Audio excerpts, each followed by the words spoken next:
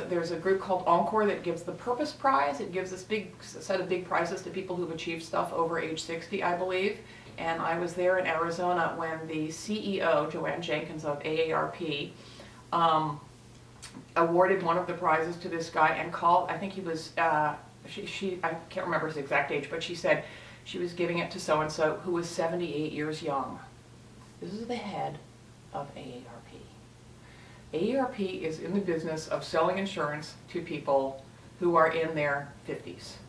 They do not want to, I mean, and you know, they're a lobbying organization. I'm glad they exist, but they do not want to have anything to do with people with white hair, with disability, with, you know, the far spectrum of old age. So AARP needs to have its consciousness raised.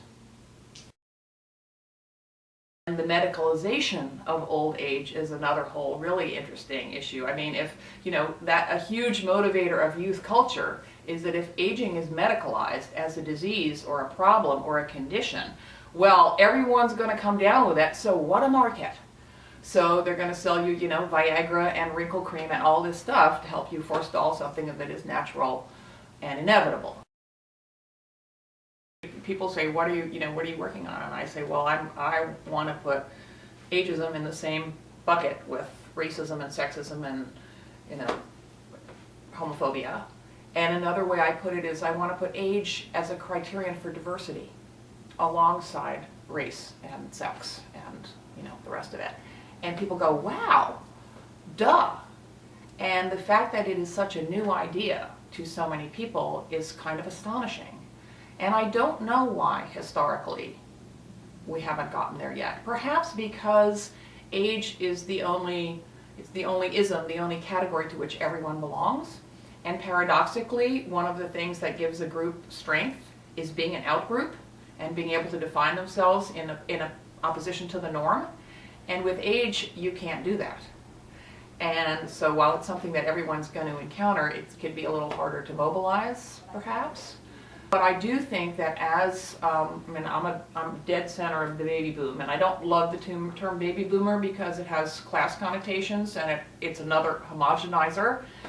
But as my powerful and self-indulged generation ages, it's finally dawning on us, you know, that you're gonna get old. And I'm hoping that our radical, you know, some of our radical past will come to the fore, and I think it will, because as you get older, you know, we think it's going to be awful to be 40, it's going to be awful to be 50, and even people whose ageism is completely unexamined, they get here and it's like, it's not that bad.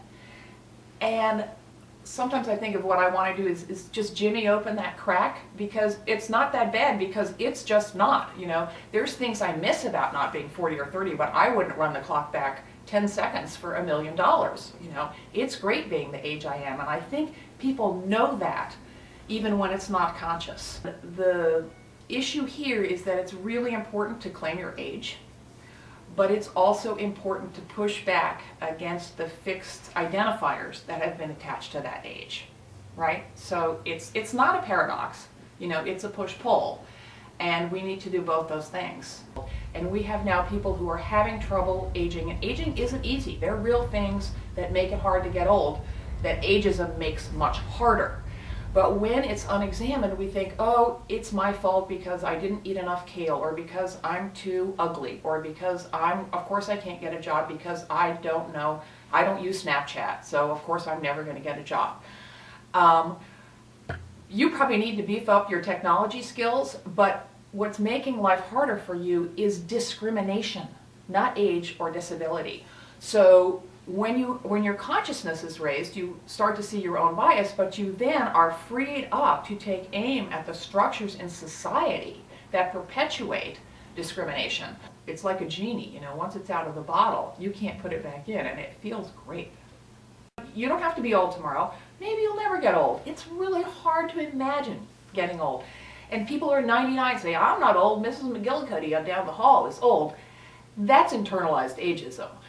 But becoming an old person in training is a way to build a conceptual, you know, theoretical mental connection, an empathic connection to your future self that, you know, who knows when you'll get there, but knowing that you will get there.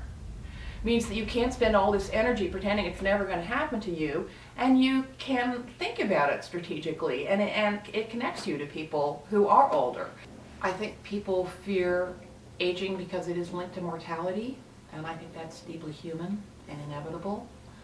I think people fear aging because of the loss of physical capacity, and I think that's legitimate but more tempered because mobility is relative, and you don't, I can't run the way I used to, and every so often I wish I could really run, but basically I can get anywhere I want to get really fast, and when I'm 30 years from now, I think I'm still going to be able to get most of the places I want to get. So it's not this absolute falling off a cliff that we imagine it to be, and the way it's positioned. And the other reason people fear getting old is because in this society, older people are treated like second-class citizens, and they become invisible. And that is a really legitimate reason to fear it that is completely socially constructed, that we need to overturn. It's like, people don't fear being black, because unless you're black, you're not going to become black. But everyone, if they're lucky, gets old, and it hangs over us. And the social reasons that people, that are the basis of discrimination are completely challengeable, just like the glass ceiling in the workplace or racism in the police force. Those are things we can and must mobilize against to overturn so that there is equal opportunity for everyone, regardless of your age or your skin color or your gender or your sexual orientation. Boom. And cut.